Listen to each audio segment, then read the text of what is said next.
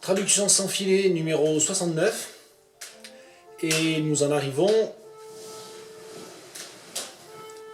à nouveau en feuilletant les bibliothèques, ou plus exactement la bibliothèque d'Agetmo, où je suis en vacances pour les congés de Noël. Retour de l'URSS, pardon, d'André Gide, que j'ai lu il y a fort longtemps, qui se trouve entreposé ici avec tant d'autres livres épars. C'est pas du tout un rebut, hein, pas du tout, c'est plutôt qu'il y a des... Voilà, on y entrepose certains livres qu'on a en double, certains livres qu'on n'utilise plus, ou simplement certains livres qu'on a lus ici et qu'on n'a jamais remontés en quelque sorte en Touraine ou en Picardie à l'époque de nos années picardes. Retour de l'URSS d'André Gide, je pense que ce n'est pas la peine de présenter le texte. C'est un texte très fort, en fait je l'ai refeuilleté du coup à cette occasion.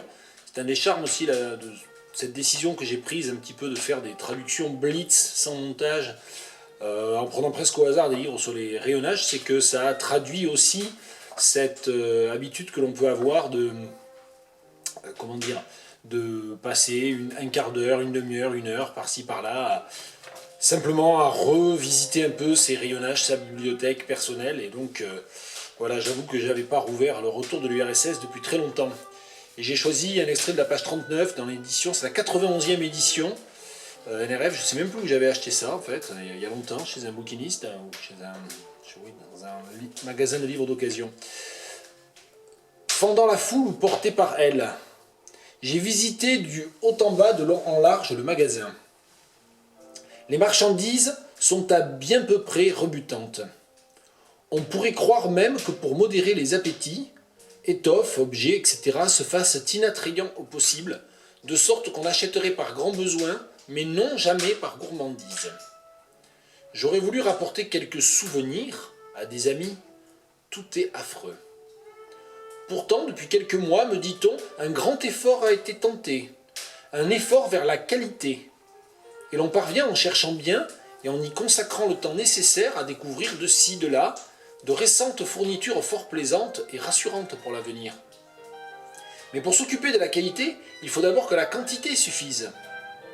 Et durant longtemps, elle ne suffisait pas, elle y parvient enfin, mais à peine. Du reste, les peuples de l'URSS semblent s'éprendre de toutes les nouveautés proposées, même de celles qui paraissent laides à nos yeux d'occidentaux. L'intensification de la production permettra bientôt, je l'espère, la sélection, le choix, la persistance du meilleur et la progressive élimination des produits de qualité inférieure. Alors pour ceux que Gide contente pleinement en français, et c'est évidemment normal, et c'est déjà beaucoup, vous pouvez vous arrêter là. Pour ceux que tente l'ébauche de traduction improvisée en anglais, c'est maintenant. Fendant la foule ou porté par elle, alors première difficulté ici, fendant la foule ou porté par elle, rushing through the crowd, or carried away by it, j'ai visité du haut en bas, de long en large, le magasin. Alors du haut en bas, de long en large, on peut utiliser l'expression through and through en anglais, qui veut dire entièrement, hein, sans laisser un recoin inexploré. Hein. Donc through and through, ça peut être pas mal ici. Alors, visited the shop, non. Scored, peut-être. I scored the shop through and through. Les marchandises sont à bien peu près rebutantes. Ah, les marchandises. C'est qu'on emploie le collectif where, mais pas tout seul quand même. The articles, en fait. Hein. The articles are repelling, with a very few exceptions. Peut-être with a very few exceptions en début de phrase. With a very few exceptions, the articles are unpleasant. Peut-être unpleasant looking, peut-être. On pourrait croire même que pour modérer les appétits, étoffes, objets, etc. se fassent inattrayants au possible. You might even believe that in order to...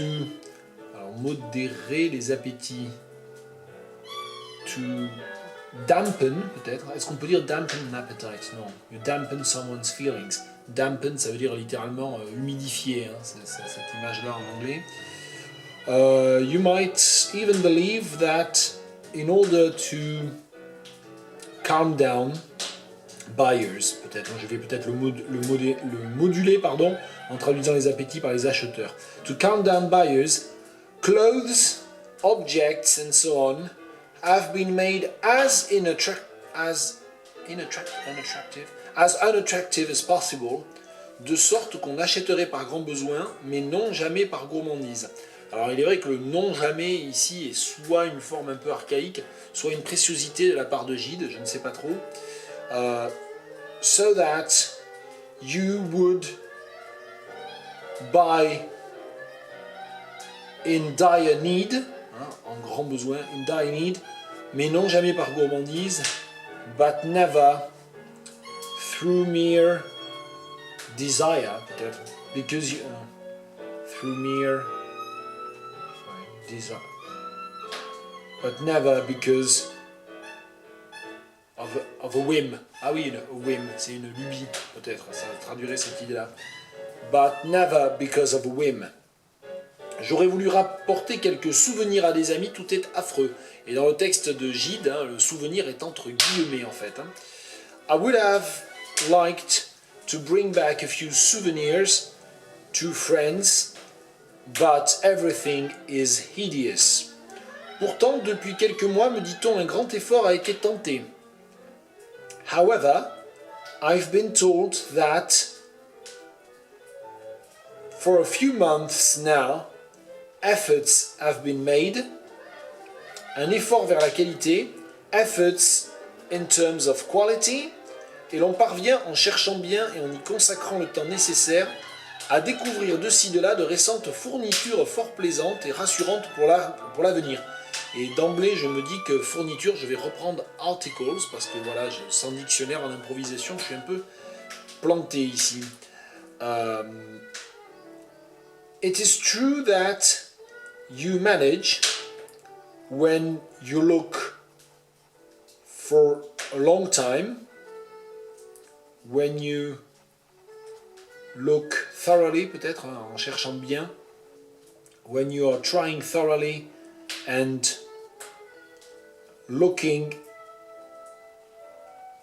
for a long time, to discover here and there recent articles that are pleasant and quite reassuring as to the future.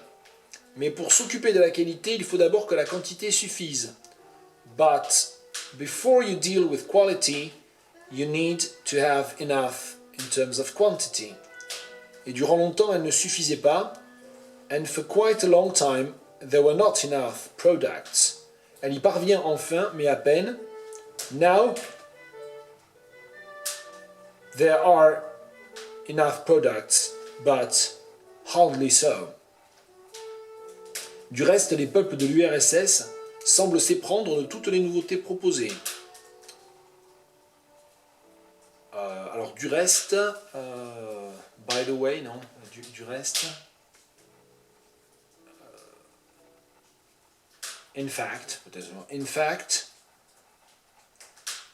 the peoples of the USSR seem to become fond of all new products on offer, même de celles qui paraissent laides à nos yeux d'occidentaux, and even those that look horrendous to our Western eyes. Voilà, il y a une dernière phrase que j'avais lue qui complète le paragraphe. Je pense que si on veut rester en dessous des 10 minutes, ce qui est déjà vraiment la version longue de ces nouveaux films, il faut que je m'en tienne là. C'était Traduction sans filet, numéro 69, sur la mezzanine, à Agetmo.